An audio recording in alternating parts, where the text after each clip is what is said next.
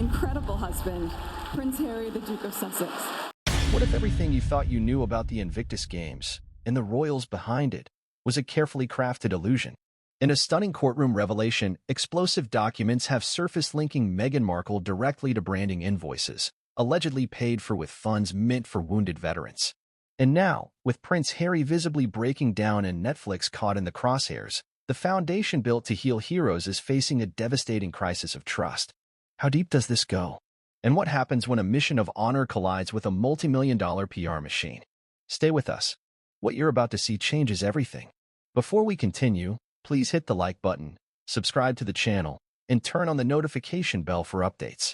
There was a time when the name Prince Harry evoked images of courage, redemption, and service. A royal rebel turned global humanitarian, Harry seemed to have broken free from the suffocating traditions of Buckingham Palace only to build something deeply personal, a bridge between royalty and real-world suffering. And perhaps nothing represented this transformation better than the Invictus Games, a passionate initiative designed to uplift wounded veterans and offer them a stage of honor, camaraderie, and healing. But in an explosive turn of events that has left the world stunned, that very legacy is now under siege. Inside a packed London courtroom thick with tension and the clicking of cameras, a man once hailed as a prince of purpose sat silent, visibly shaken, while the chair of his own beloved foundation unloaded a payload of damning evidence. The name Don Lindsay may not have meant much to the world before today, but after what he presented in court, it's clear he may go down as the one man who cracked the very shield behind which Harry and Meghan stood. The heart of the allegation?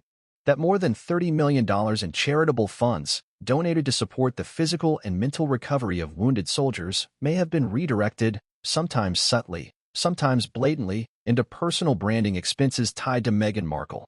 What started as whispers of questionable transactions behind palace doors exploded into a full-blown financial scandal after receipts, invoices, and internal emails were made public under court order. Some of those documents bear Meghan's name. Others reference styling costs, brand consultants, and PR teams, allegedly paid for not by Netflix, not by Archwell, but by the Invictus Games Foundation itself. The courtroom gasped when Don Lindsay calmly unfolded a packet of records. At the top, an invoice marked Styling and Brand Positioning, Duchess Campaign. Further down, a signature. And adjacent to that, a billing address connected not to a charity office or outreach center, but to a private suite in Montecito. Just days ago, this story barely cracked the headlines. Now, it dominates international news cycles and threatens to collapse a reputation Harry spent nearly a decade rebuilding. For royalists, veterans, and even those who had once walked away from the monarchy but still admired the Invictus Games, this scandal is more than just a financial footnote.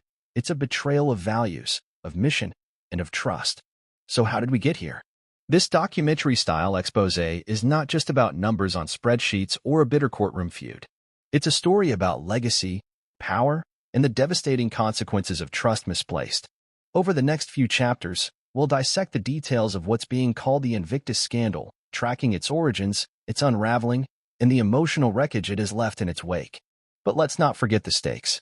For Prince Harry, this is no longer a matter of optics or media spin.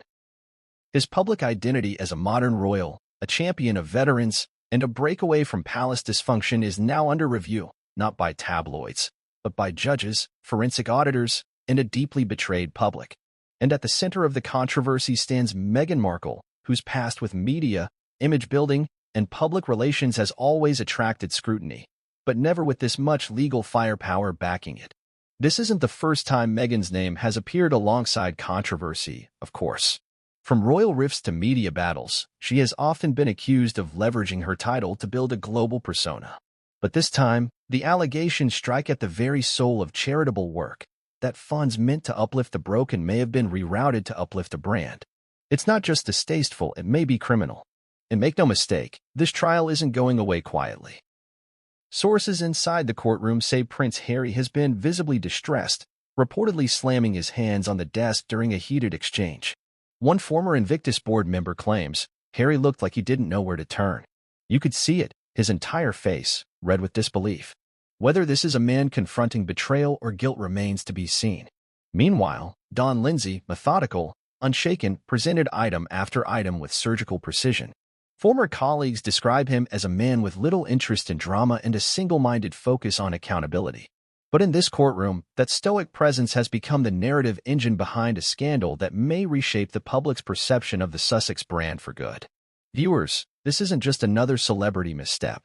It's a potentially seismic shift in how we understand modern royalty, philanthropy, and the fine line between platform and exploitation. We will uncover the silent battle that's been brewing within the Invictus board for months, explore how Meghan's stylist team ended up submitting invoices to a veteran-focused fund, and examine the response or silence coming from major figures in the royal orbit. In this investigation, we will also bring to light voices that have been ignored, wounded veterans, volunteers, financial watchdogs, and insiders who say they saw this unraveling long before it made headlines. Their testimonies, raw and unscripted, will reveal a chilling truth. This scandal didn't explode out of nowhere. It was, some allege, an open secret waiting for the right man to speak out. That man was Don Lindsay. And yet, we must ask ourselves a difficult question. Did Prince Harry know? If so, when? And if not, how could he miss the red flags, particularly when the payments were allegedly processed under a budget line titled Outreach Enhancement?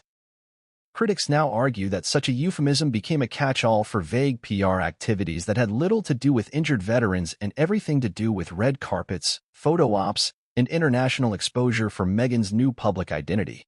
This video will not offer cheap sound bites or half-baked conspiracy.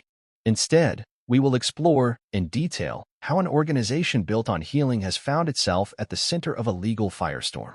We will scrutinize the evidence. We will give space to both defenders and detractors of the Sussexes.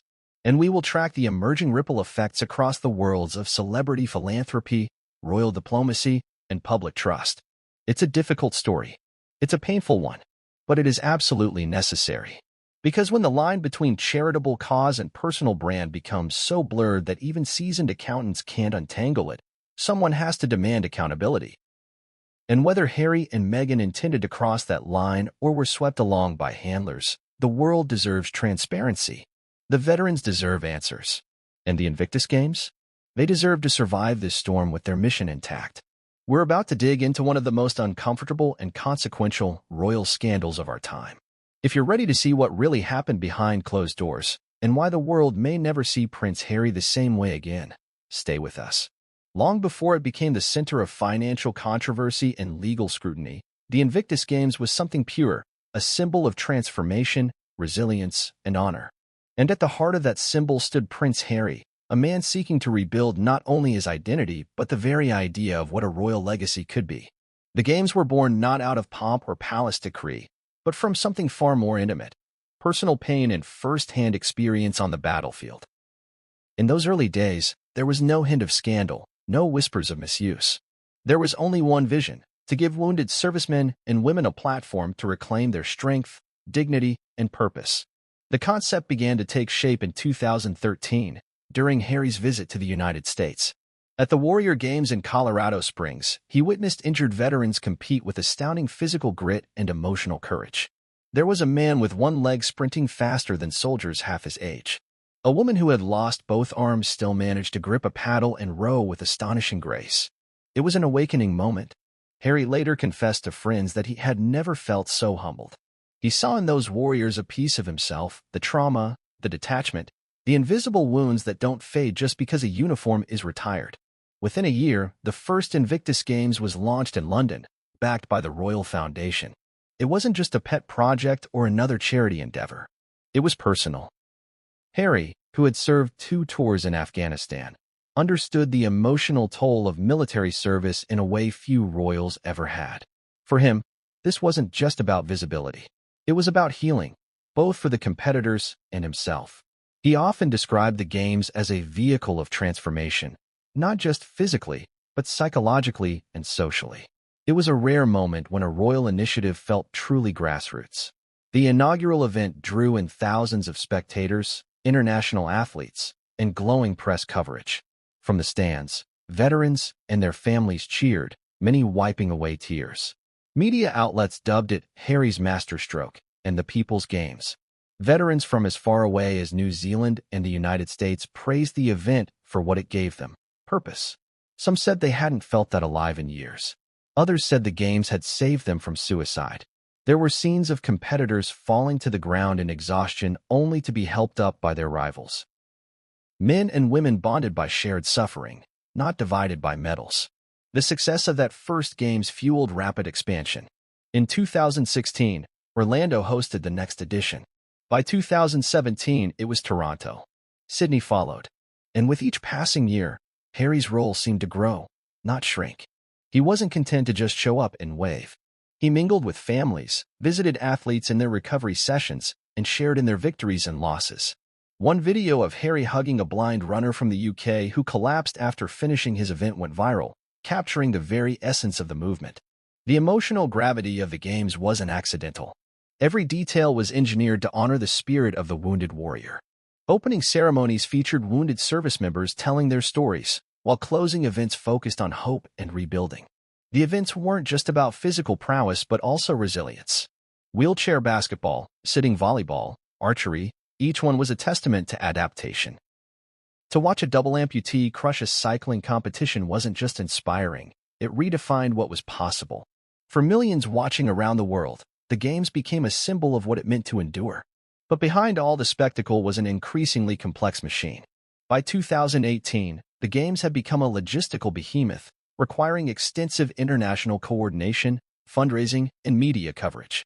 The Invictus Foundation was formalized, with donors from global corporations and philanthropists pouring in money to ensure continued growth.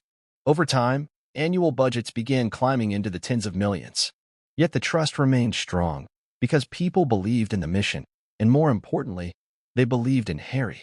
It was during this period of expansion that Meghan Markle entered the scene. The 2017 Toronto Games marked their first public appearance as a couple, and the world watched as Harry beamed with joy, proudly introducing Meghan to athletes and their families. At the time, the match seemed poetic. A Hollywood actress and humanitarian with her own experience in charitable endeavors, Meghan was seen as a natural ally to Harry's cause. Together, they could bring the Invictus Games into a new era of visibility and global attention. That was the hope. By 2018, after their wedding, Meghan took on a more visible role at various games-related events. She was seen sitting with military families, delivering speeches, and even reportedly engaging in back-end strategic discussions with PR firms on how to elevate the visibility of the game's messaging. Her involvement was pitched as positive, and at first, it truly was. Many praised her poise and empathy. Others noted that her presence brought a new demographic into the Invictus orbit, young, modern, and media-savvy audiences who might never have cared about a veteran-focused event before. Yet, as Meghan's role grew, so did the infrastructure around Invictus. Larger media contracts were signed. Documentary crews gained increasing access. A series of strategic partnerships emerged, including one with Netflix, to document the lives of Invictus competitors in a series meant to be both uplifting and promotional. And while this expansion was applauded publicly, internally, concerns began to bubble. Some board members reportedly questioned the costs associated with growing the games beyond their core mission. A few even warned about mission drift, a term used in nonprofit circles to describe what happens when a charity's original goals become diluted in the pursuit of fame, scale, or profit. As more glitzy production staff appeared on-site at Invictus events, rumors swirled that the games were becoming less about veterans and more about visibility, specifically visibility for the Sussex brand. Some veterans were uncomfortable with the presence of cameras during private moments of recovery or competition. Others whispered that stylists, photographers, and brand consultants, clearly not part of the core team, were operating with alarming freedom, seemingly coordinating with Meghan's public relations team rather than the Invictus board. Still, no one publicly raised alarm. After all, it was Harry's project, his passion, his promise. And to question it would seem like questioning his sincerity or undermining the good that Invictus had accomplished. Yet behind the curtain, unease grew. Longtime donors began asking more detailed questions about budgets. New board members were brought in. And by late 2022, Don Lindsay began taking a closer look. A former nonprofit auditor with decades of experience in forensic accounting, Lindsay wasn't a celebrity. He didn't move in royal circles. He didn't chase headlines. What he did do, quietly, methodically, was examine the financial records of the Invictus Foundation line by line. and what he found would become the catalyst for the courtroom drama that now threatens to unravel everything. But before we get there, before we explore the bombshell receipts, the courtroom eruptions, and the shocking implications, it's important to understand why this matters. Because for many veterans, Invictus wasn't just another charity. It was the place where they found their confidence again, where trauma became triumph, where being broken didn't mean being discarded. To now hear that the very funds raised in their name may have been used for brand enhancement and personal styling services is not just disappointing, it's devastating. The Invictus Games was a vision forged in pain and built with purpose. It became one of the few royal projects that transcended political division, class differences, and cultural lines. And that's why the scandal hurts so deeply, not just because it exposes financial mismanagement, but because it puts a crack in something the world wanted so badly to believe in, a royal doing good not for himself, but for others. The question now is not just whether Harry knew, but whether the games he helped create can survive the shadow now cast over them. If Prince Harry was the emotional heartbeat of the Invictus Games, Don Lindsay was its quiet pulse, the steady rhythm that kept the engine of the foundation beating under the surface. For years, his name was unknown to the general public. He did not attend royal banquets, grace magazine covers, or headline gala events. But within the walls of the Invictus Foundation's administrative core, Lindsay was regarded as a man who asked the right questions, the hard questions, and, more often than not, found the answers others preferred to avoid. Don Lindsay wasn't hired for his charm or celebrity status. He was brought in for one reason: to protect the integrity of a mission that had grown from a noble concept into a sprawling, multinational operation with money flowing in from governments, corporate sponsors, and philanthropic entities. With millions of dollars changing hands annually and a surge in high-profile media partnerships, including Netflix, Spotify, and publishing groups, Lindsay's job became critical. Someone needed to ensure that the expansion didn't lead to erosion, that popularity didn't outpace purpose. His background wasn't glamorous. It was meticulous. Lindsay had spent over 25 years auditing nonprofit organizations around the globe, with a focus on charities and post-conflict zones. He had seen it all: embezzlement dressed as outreach, branding masquerading as charity, budgets swollen with undefined awareness expenditures. He knew how easy it was for a good cause to lose its moral compass in the name of growth. That experience is precisely why he was brought into the Invictus fold. When he joined the Foundation's Board of Oversight in 2021, most assumed he would play a background role, ensuring compliance and reviewing end-of-year summaries like everyone else. But Lindsay took a different path. He asked for everything. Not just summaries, but itemized transaction records. Not just PR statements, but original invoices. Not just press releases about Meghan's appearances at Invictus events, but the cost breakdowns for those appearances. At first, his request raised eyebrows, not alarms. It wasn't unusual for a new board member to seek transparency, especially one with an auditing background. But Lindsay wasn't just reviewing files. He was cross-checking them. He began contacting vendors directly. Some reported confusion. "I thought this was handled through Meghan's people," one stylist told him.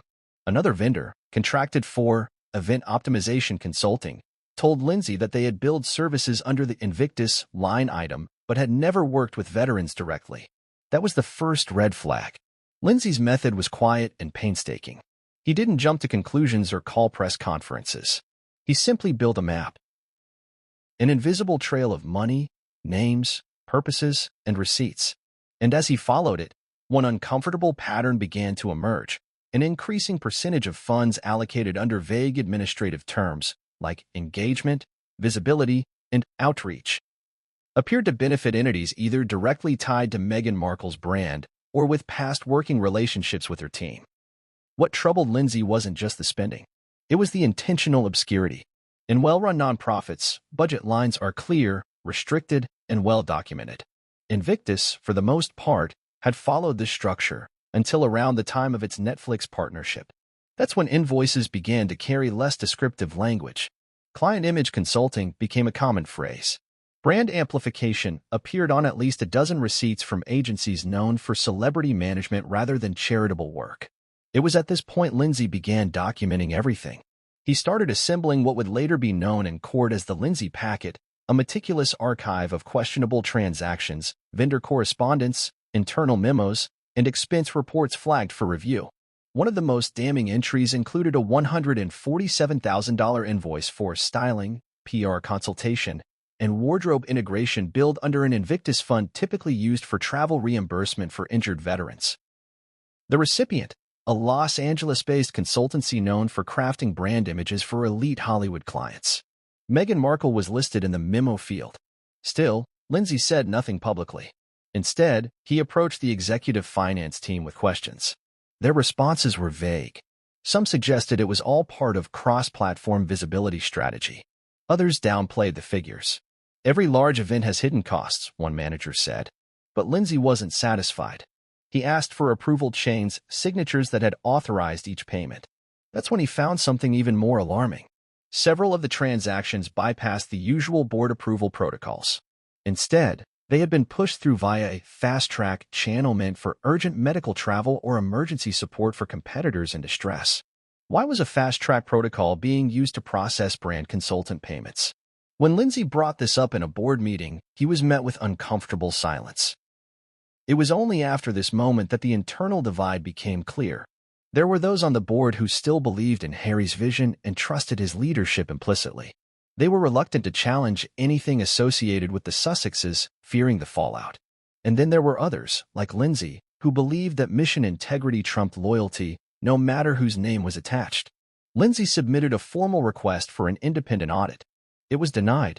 That's when he made the decision that would change everything. Rather than escalating internally, where he feared the findings would be buried, Lindsay quietly consulted a legal advisor. If nonprofit funds were being misused, especially across international jurisdictions, there were grounds for legal investigation. Within weeks, he had gathered enough documentation to raise the alarm externally. He didn't go to the tabloids. He went to a judge. In court filings later leaked to the press, Lindsay's tone is calm, professional, but unrelenting. He describes a pattern of expenditures inconsistent with the mission goals of the Invictus Foundation and includes over 80 pages of attachments detailing transactions he says require immediate scrutiny under charity fraud and tax law. The response from the Sussexes' legal team was immediate and furious. They denied all wrongdoing, insisted that Meghan had never personally authorized any payments, and accused Lindsay of launching a vendetta. But the documents spoke for themselves. Dates, names, vendors, amounts. The pattern was too clean, too deliberate. When the court granted Lindsay's request for a full evidentiary hearing, the media firestorm began. For the first time, the Invictus Games, long considered a gold standard in charitable events, was under public examination for potential misuse of funds. And leading that examination was a man who had never once tried to claim the spotlight. Reporters tried to reach Lindsay for comment. He declined. He never appeared on camera, never posted to social media, and issued no grand statements. In fact, his only words on record at that point were from a leaked internal email in which he wrote, "It is not our fame that heals these veterans. It's our accountability, and we owe them that." That email quickly went viral. It was Lindsay's quiet integrity that made the story even more compelling. This wasn't a disgruntled former employee or an opportunistic insider. This was a seasoned watchdog raising the alarm with receipts, timelines, and unimpeachable professionalism. The public began to take notice. So did veteran organizations, many of which issued calls for a pause in Invictus funding until a full review could be conducted.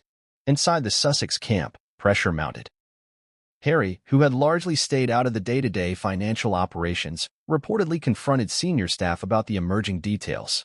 According to sources familiar with the situation, he was blindsided by the depth of the allegations. But others weren't so sure. If Lindsay's documents were accurate, many of the payments had been authorized by entities close to Archwell, raising questions about coordination and oversight. And Meghan? She remained silent. No public statement. No interview. No defense. As the court date approached, Lindsay prepared for what would become the most significant testimony of his career. Not because of the fame attached to it, but because of what was at stake. He wasn't just defending his findings. He was defending the mission. In his private notes, later submitted to court, he wrote one sentence that encapsulated the heart of this moment. The games were never about how the world sees Harry. They were about how veterans see themselves. The morning of the court hearing broke over London with the kind of gray, damp chill that made everything feel heavier than it already was. Outside the courthouse, press fans lined the curb.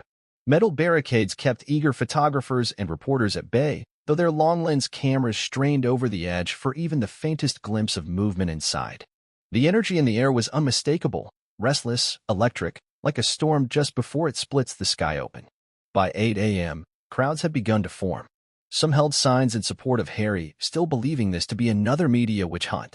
Others were less kind, holding placards reading, "Vets aren't props," and "Where's the money, Harry?" Emotions were raw, and for good reason. This wasn't just a financial hearing. It was shaping up to be a reckoning, one where truth would collide with celebrity, and the fallout, no matter how the gavel fell, would be irreversible. Inside the courtroom, the tension was no less thick. Spectators whispered nervously as legal teams arranged documents on polished wood tables, some flipping rapidly through binders, others seated quietly, already staring across the aisle. The prosecution side, representing whistleblower Don Lindsay, sat with the confidence of those who knew the weight of their evidence. Lindsay himself was present, sitting with quiet composure.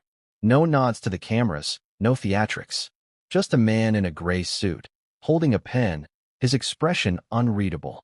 Then came the arrival that brought the room to a hush. Prince Harry entered the courtroom through a side door, accompanied by security and his legal counsel.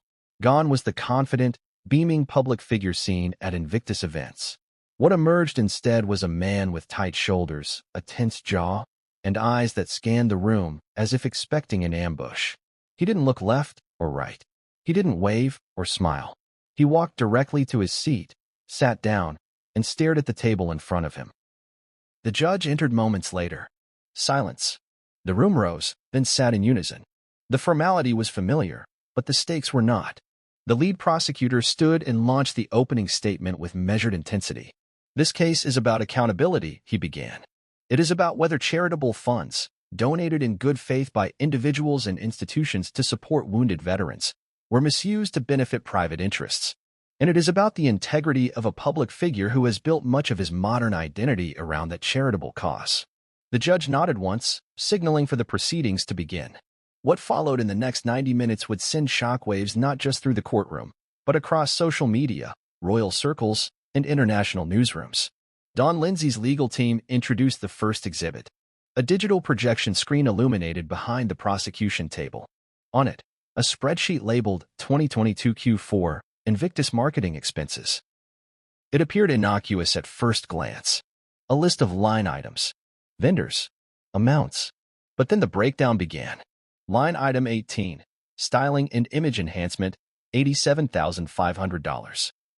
Vendor, Belmont Strategy and Aesthetics. Authorized by Office of Archwell via Foundation Access Code. Line item 24, Public Relations Coordination for Netflix Integration, $39,200. Purpose, Strategic Image Placement for High-Profile Spouse. Date of service, aligned with Invictus Games event, Netherlands. Line item 33, Wardrobe Procurement, $21,300. Notable detail, receipt description specifies public-facing royal engagement, Montecito client. The courtroom shifted.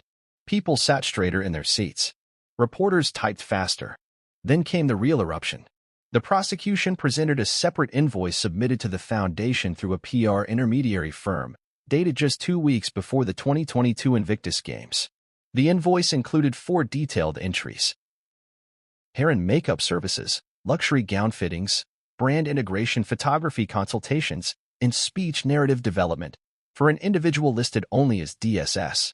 A second document confirmed that DSS was a shorthand used in foundation memos for Duchess of Sussex. The judge paused. He looked up over his glasses, glancing toward Harry. A murmur spread through the courtroom. Prince Harry shifted uncomfortably in his seat. His legal team immediately objected, not to the document's existence, but to the implication that he had personal knowledge of these allocations. "My client was not aware of how these funds were categorized at the time of disbursement," his lead attorney insisted. But the prosecution wasn't finished. They moved to introduce a string of internal emails, obtained via legal discovery from a senior Invictus operations manager to the Archwell team. The subject line, fast-track request for PR and styling vendor, urgent approval needed. The recipient list included 2 members of Meghan Markle's public relations team and a CC to an Archwell director. The final approval was marked with a timestamp just 32 minutes later. None of the names in the chain were military-related. No veteran program officers. No health coordinators. Just PR, stylists, and budget managers. And now, Don Lindsay. He stood when called, walked to the witness stand with no visible emotion, and placed one hand on the Bible to swear in. His voice, when he began to speak, was clear but subdued. "I'm not here to accuse anyone of character failings," he said. "I am here because financial integrity was compromised. The Invictus Games was never meant to serve as a branding platform. It was meant to serve those who sacrificed for their countries." He detailed the process that led him to request an external audit, the inconsistency in approvals, the appearance of vendors with no clear connection to veteran services, and the gradual shift in budget allocations from therapy, travel, and equipment to consulting, styling, and media packaging. But it was his final statement that hit the courtroom like a hammer. Between Q2 of 2021 and Q4 of 2022, Lindsay said, an estimated $1.2 million was spent on services that had no direct benefit to Invictus participants. Many of these services aligned with events or media appearances involving the Duchess of Sussex, and some of the vendors had worked with her prior to the games. He looked directly at the judge. "In my opinion, Your Honor, this was not accidental. It was a pattern." The silence that followed was almost unbearable. Even the sound of fingers on keyboards had stopped. Then, from Harry's side of the courtroom, a sudden motion. Prince Harry slammed his palm flat on the table. A loud thud echoed. His face turned red. Words weren't clearly audible, but one could make out fragments: unbelievable, disgrace, and not how it happened. The judge called for a brief recess. As the room emptied, camera shutters clicked rapidly. Harry's legal team huddled around him. Meghan was not in the courtroom, but reporters noted that her legal representatives were present, and they wore expressions of deep concern. Outside, news alerts hit mobile phones like a tidal wave. Courtroom shock. Meghan named in Invictus financial leak. Prince Harry reacts to accusation with furious outburst. Lindsay unleashes $1.2 million evidence trail in veteran fund misuse. The bombshell had dropped, and there was no putting it back. When court resumed, the judge stated clearly that the documents presented warranted full review and would be admitted into the official record.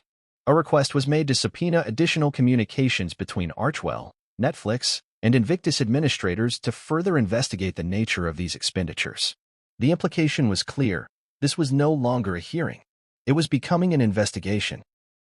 And while the legal process would continue for months, the damage, at least reputational, was already underway. What began as a charity to heal the wounds of war now stood accused of becoming a stage for vanity. And the world was watching. By the time court reconvened the following morning, the energy surrounding the trial had shifted. The previous day's eruption had turned what many expected to be a straightforward legal hearing into something altogether more explosive. Overnight, headlines dominated international news feeds. Satellite trucks now surrounded the building. Protesters and supporters clashed outside the metal barricades with increasing intensity. Some held placards that read, "Justice for our vets," while others defended Meghan with signs claiming media lies, royal spies. But inside the courtroom, away from the flashbulbs and chants, the next chapter of the proceedings would prove even more damaging than what had already been unveiled. Because now it wasn't just about spreadsheets, general budget discrepancies, or organizational chaos. It was about a name, Meghan Markle's name, clearly tied to specific invoices that made the financial misuse accusations deeply personal and harder to dispute. The prosecution opened the session with a clear, chilling statement: "We are no longer speaking in hypotheticals. Today, we present documentation where the Duchess of Sussex is not just referenced. She is itemized." What followed were a series of projected exhibits, documents that had been quietly submitted under seal during the first day of the trial but were now cleared for public examination. At the top of the screen appeared a full-page invoice dated April 7, 2022. The service provider, Ward & Kelly Global, a high-end image management firm with offices in Beverly Hills and London. The header was clean, the branding unmistakable. Beneath the header, the services were broken down in meticulous detail. Client: Meghan Markle, Duchess of Sussex.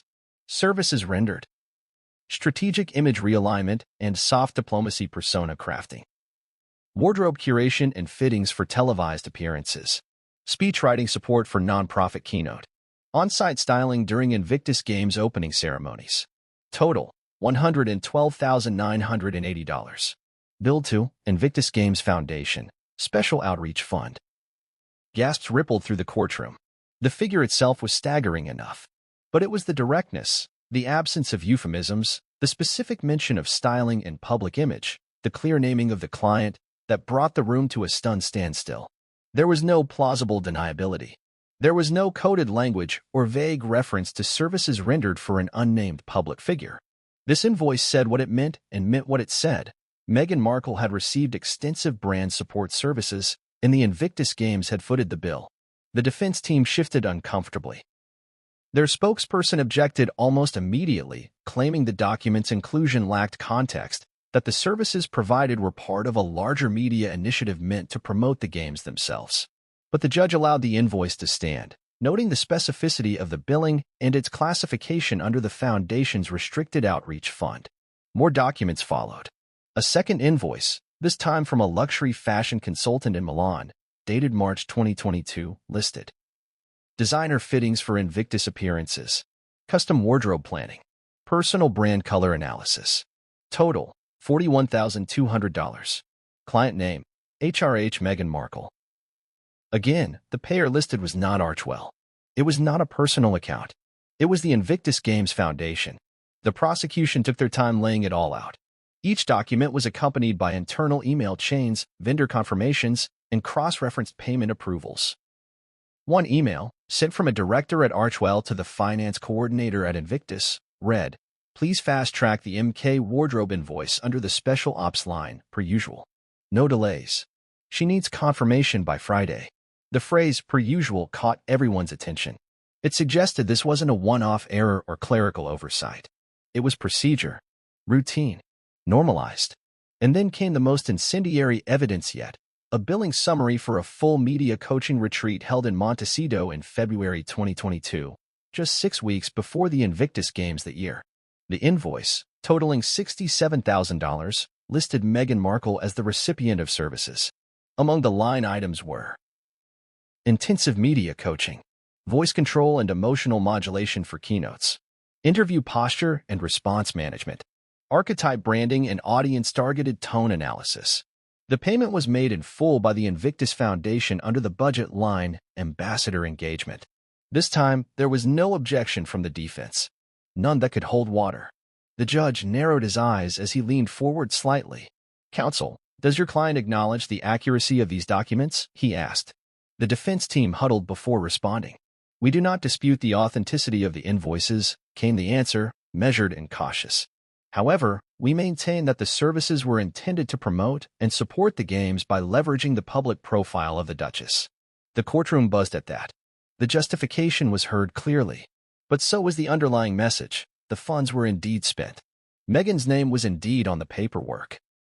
And the justification now rested entirely on whether one could morally and legally argue that such branding was essential to the charity's function. Don Lindsay's team pushed harder. Next, they introduced a series of correspondences between one of Meghan's longtime stylists and the Invictus financial controller. The email showed detailed back and forth about outfit approvals, appearance schedules, and budget caps. In one message, the stylist wrote, "Meghan is requesting a softer color scheme for her first Invictus speech, something that reflects compassion and elegance. Please ensure this is coded under international engagement as discussed." That email, according to the prosecution, was proof of direct manipulation of budget categorizations to camouflage personal branding expenses. At this point, Prince Harry could no longer contain himself. He turned to his legal team and shook his head violently, then whispered sharply. One courtroom insider later described it as a man unraveling. For years, Harry had seen Invictus as his redemption arc, the one royal project that couldn't be politicized, monetized, or exploited. Now, it was being dissected in front of him, one document at a time, and the pattern was undeniable. The judge, sensing the emotional volatility, called for a second recess. Outside, the news spread fast. Every major network carried breaking headlines. Anchors scrambled to summarize what they'd just witnessed. Analysts debated the implications. Former military officials began releasing public statements demanding clarification from the Sussexes. Social media was a war zone. But even as the court broke for recess, the prosecution wasn't done. Not yet. When they returned, they brought with them one final bombshell, a sworn affidavit from a former Invictus Games financial officer, now a protected whistleblower, who claimed that concerns about these expenditures had been raised internally more than a year ago, but were deliberately ignored. The officer stated under oath that they had flagged excessive promotional spending connected to Meghan Markle's team and were told, in their words, to let it go. This is above your pay grade. That line echoed like a gunshot through the courtroom. Let it go. It was the moment the scandal turned from speculative to systemic, from possibly careless to potentially corrupt. If the prosecution was right, and these expenses had been authorized and normalized, then the problem wasn't just about Meghan. It wasn't just about Harry's ignorance or complicity. It was about an entire framework that may have shifted from serving veterans to serving an image. An institution built to honor the wounded had become, at least in part, a billboard. And now, with the documents in the open, there was no turning back.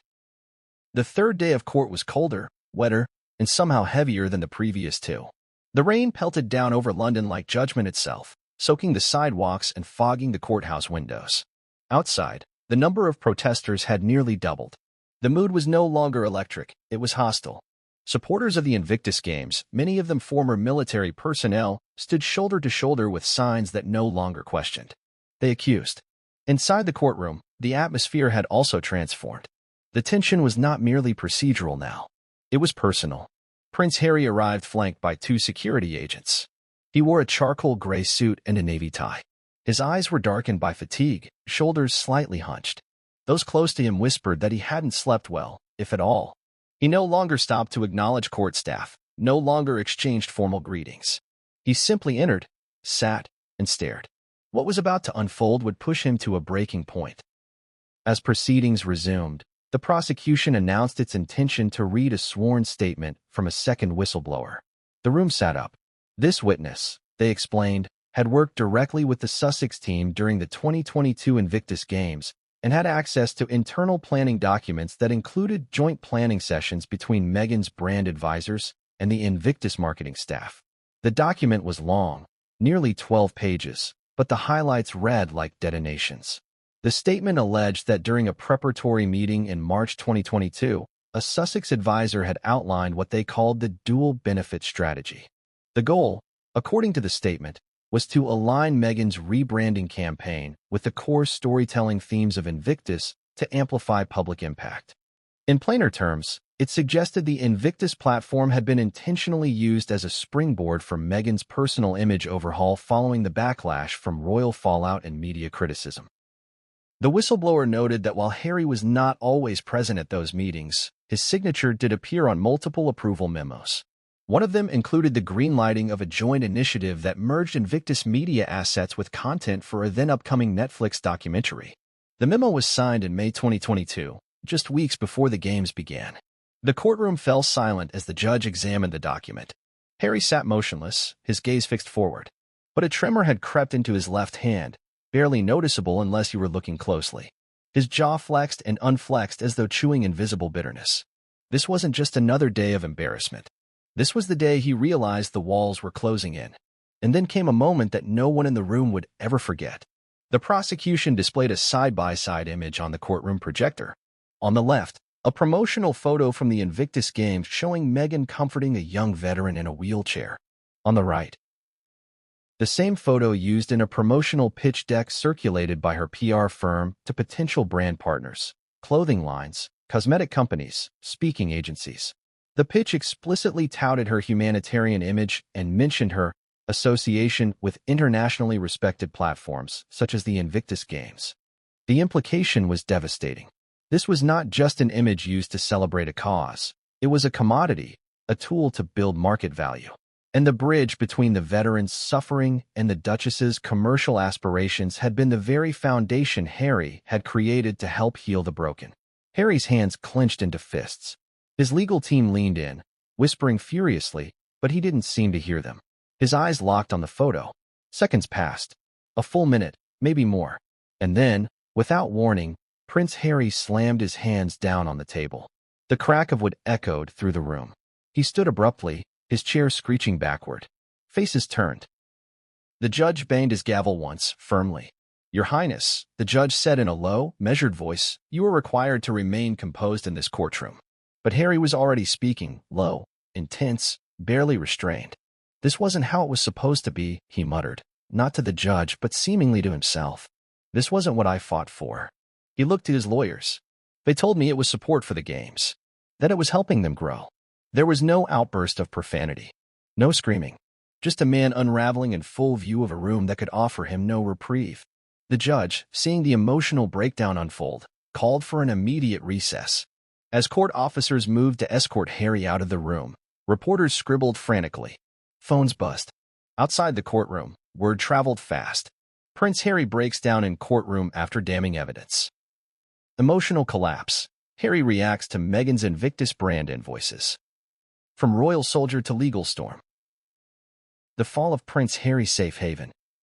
What many didn't see, what cameras weren't allowed to capture, was what happened just after Harry exited the room. According to sources inside the courthouse, Harry asked to be left alone in a private consultation chamber.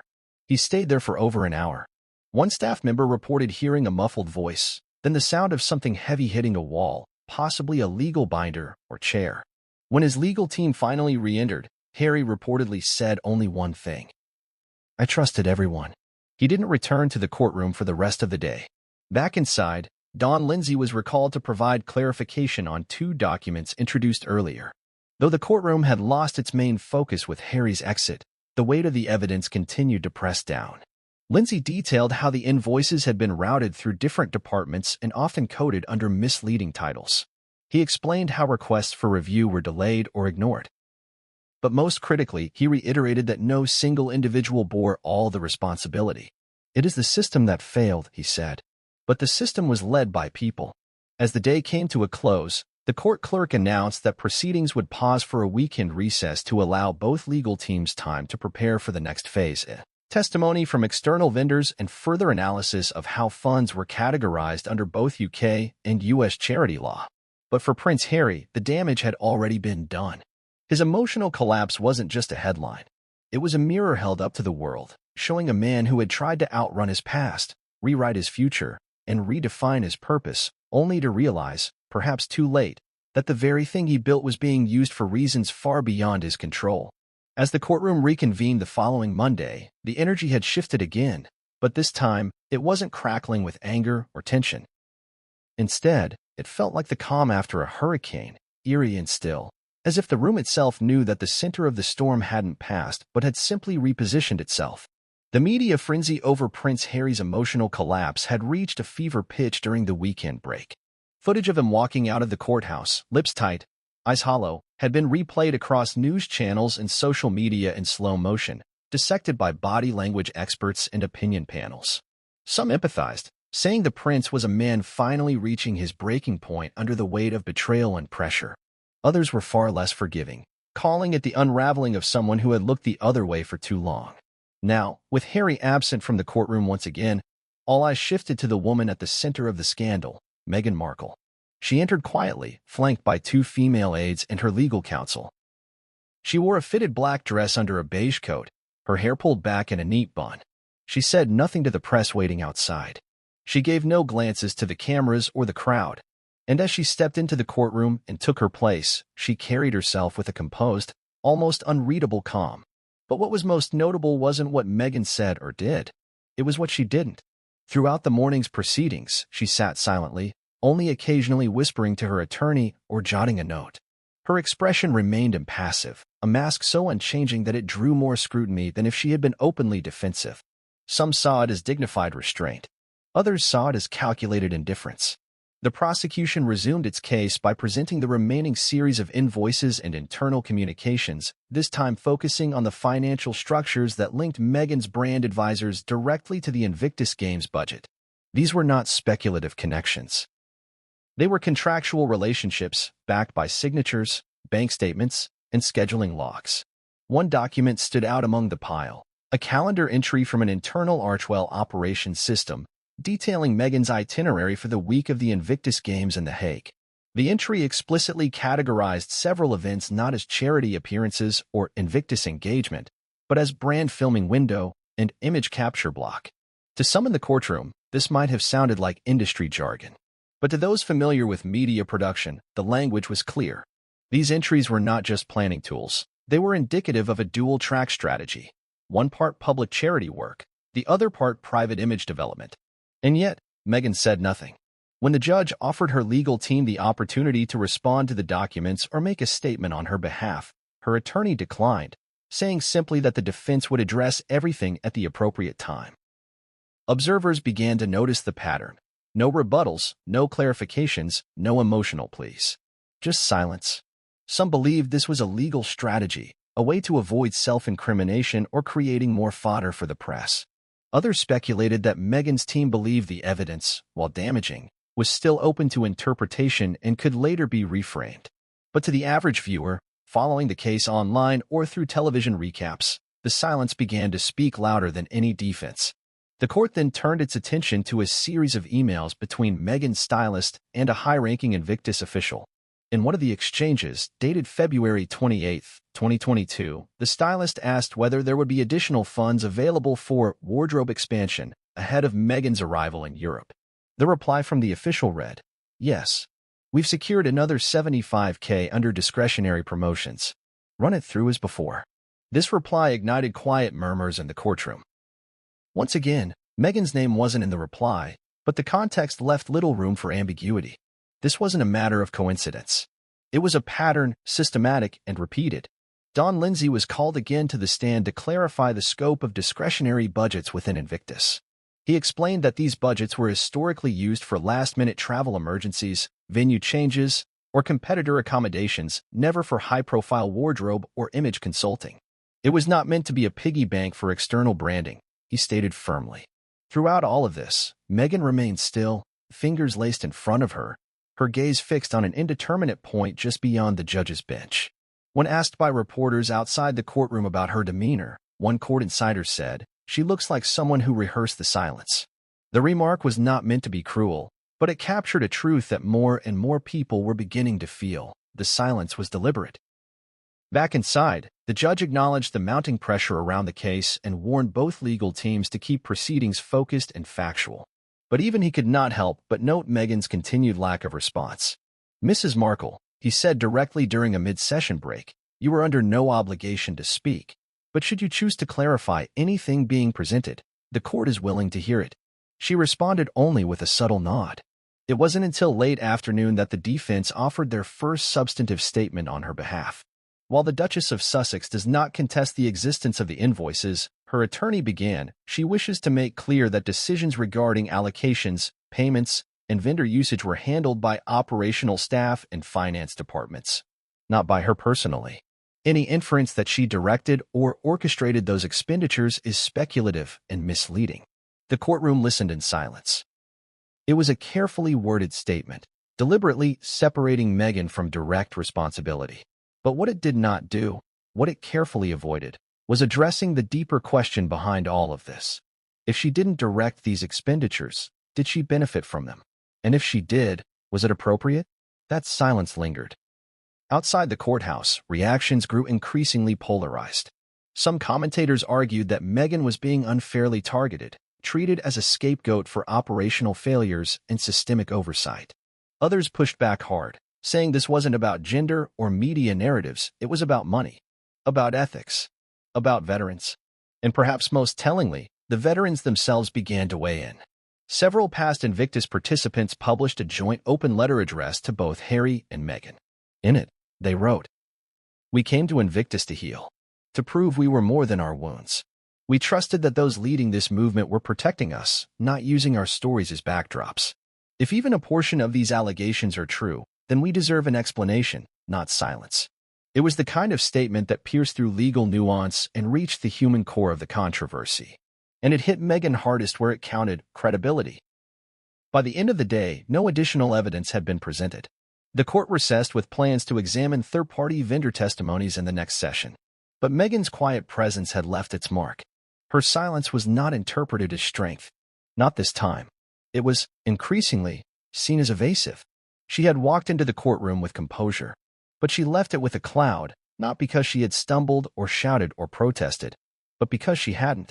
By the time court resumed the next morning, the narrative had shifted. No longer was this just about specific invoices or personal image consulting. Now, the court and the public were focused on the much larger question: what happened to the $30 million donated to the Invictus Games Foundation over the past 3 years? This wasn't about a few misallocated payments anymore. The integrity of an entire charitable infrastructure was now in question. The lead forensic accountant hired by the prosecution was called to the stand. Her name was Miriam Caldwell, and she had spent more than 2 decades analyzing financial flows in both nonprofit and public institutions. She was not a media figure, not flashy, and did not offer dramatic testimony. But what she did deliver was devastating in its precision. For the next 2 hours, Caldwell laid out a granular, forensic breakdown of Invictus Foundation expenditures across a 36-month period. The total sum under investigation, approximately $30.2 million in donations, grants, and corporate sponsorships. She began with a simple statement that cut directly to the heart of the scandal. When charitable organizations grow in scope, so too must their systems of accountability. In the case of the Invictus Games Foundation, the systems did not grow fast enough to match the complexity of its operations. Then she began to map the money trail. According to Caldwell, over 40% of the $30 million had been classified under categories broadly labeled as engagement, strategic outreach, and visibility enhancement. These terms, while not unusual in philanthropic settings, became highly suspect when paired with their associated vendor lists.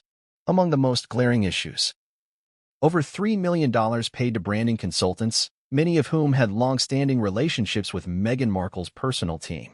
Nearly $1.7 million in image and wardrobe-related expenditures across 3 fiscal years, including luxury travel expenses for stylists and makeup artists. Roughly $4.2 million categorized under media partnerships, yet only a fraction of those costs could be traced to actual media distribution services promoting Invictus itself. The rest appeared to overlap with documentary development deals signed with outside entertainment entities. One particular transaction caught the courtroom's attention. A $250,000 transfer was made to a media agency in California under the label Veteran Storytelling Integration.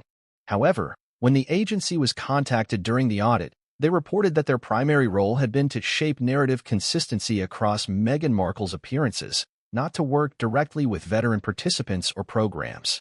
Caldwell raised her head after reading that entry aloud and said, "That's not a gray area. That's a complete misrepresentation of donor intent." The courtroom was completely still. Even Meghan's legal team struggled to formulate objections. The numbers weren't speculative. They were reconciled bank records, wire transfers, and dated approvals, most of which had passed through the finance offices at Archwell or affiliated Invictus departments. Caldwell went on to explain that an additional $5.3 million had been routed through what was called the International Engagement Expansion Budget. This was intended to be a flexible fund supporting travel, athlete care, and translation services for foreign teams. But upon closer examination, only about $900,000 of that money had reached actual competitors or foreign delegations. The rest? Flights, accommodations, and consulting contracts tied to promotional tours, many of which featured Meghan prominently in the marketing materials. At this point, the judge interrupted. He asked for clarity. "Ms. Caldwell, are you stating that less than 1/3 of the international engagement budget directly benefited the veterans the fund was created for?" "Yes, Your Honor," she replied without hesitation. In some quarters, the percentage was below 15%. She wasn't done. Her team had tracked a $640,000 payment made to an event firm in Los Angeles that specialized in luxury private brand launches. The firm had no previous history of charity work. The invoice listed full sensory engagement design for VIP charity guests. The recipient list, Caldwell noted, did not include any Invictus participants, veterans, or their families. It consisted entirely of media executives, fashion industry contacts, and brand partners associated with Archwell's commercial ventures. The image being painted was damning, not of embezzlement in the traditional sense, but of systematic misdirection. Money given by donors under the impression it would be used for physical therapy, rehabilitation programs, or transportation for disabled veterans was instead spent on enhancing the optics of a public figure who had been given a starring role in the charity's narrative. And there was no indication, Caldwell emphasized, that this was accidental. These weren't isolated errors. These were organized processes. There were templates, repeat vendors, scheduled invoice cycles. It wasn't chaos. It was structure with the wrong priorities. At this moment, Megan's legal team once again objected. Not to the math, but to the conclusion being drawn from it. The Duchess had no control over how the funds were allocated by the Foundation's internal finance departments, her lead attorney stated. But Caldwell was ready for that. She held up a document, a chain of internal email threads between Megan's team and the Invictus Finance Office, in which specific vendors were recommended, timelines discussed, and budget justifications crafted to match available funds. At the bottom of one such email, a note in red, ensure alignment with MK's brand.